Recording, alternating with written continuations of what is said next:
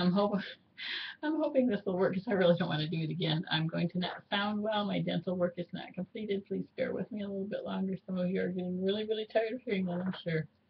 Um, there are 4 videos on related topics today. This will be the final one. Um, if you did not watch the one on your immune system and your gut, you might want to watch that one first. This will help this one make more sense. But when your body is in a crisis mode because it's trying to fight off some type of an infection, be it bacterial or viral or whatever, your lower intestinal tract, about which I know very little. I hope to know more someday, but from what I am learning about it, goes into action and tries to fend off the invader. It needs to have a healthy balance of uh, intestinal flora to operate properly, among other things.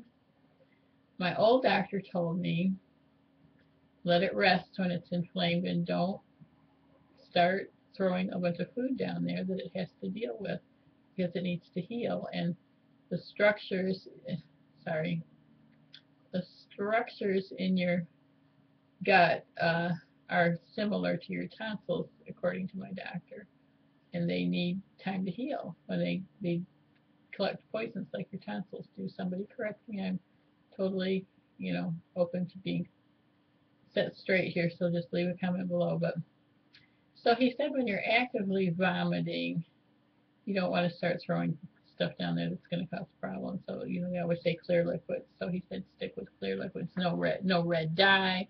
No purple dye. You don't want anything that's not clear. So we always try to keep 7-Up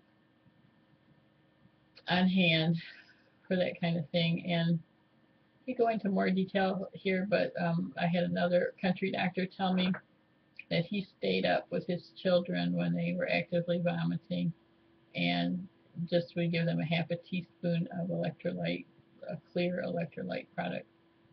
He specifically said Gatorade, but there are others, to keep his own children out of the hospital so they didn't have to have IVs. And you need to be pretty savvy to determine when dehydration sets in, but he said that it kept the gut from retching, like dry heaves, because it would soak into the wall of the stomach enough to prevent dehydration. But again, you need to know what the signs of dehydration are, and you need to know when it's time to get medical people involved, because it can move very quickly with some of these severe.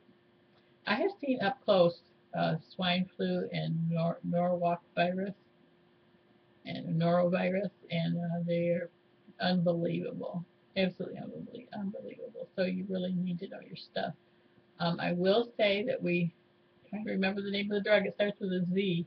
There's a drug that's used for appetite to encourage appetite in chemotherapy patients, and we were able to get some of that in a very.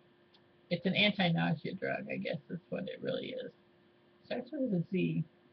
Maybe I'll put it below when I remember it. But we were able to get some of that at midnight on Christmas Eve, or 11 o'clock at night on Christmas Eve a couple of years ago. I do believe it saved the life of the person that took it. It was that extreme. So, but anyway, we were sticking with clear liquids, but it was just an absolute nightmare, But so be aware. And he told us that 24 hours you need to continue. My doctor, this is not medical advice, but my doctor said you need to continue with clear liquids until 24 hours after the vomiting has ceased. Then you can start to introduce foods. And he said, as long as there's active diarrhea, we're over 4 minutes, we got to get this going. As long as there's active diarrhea, you need to stick with a BRAT diet, which he said was bananas, rice, applesauce, and dry toast. BRAT. Bananas, rice, applesauce, dry toast. And that's the end of this video. If I think of something else, I'll put it below. God bless you.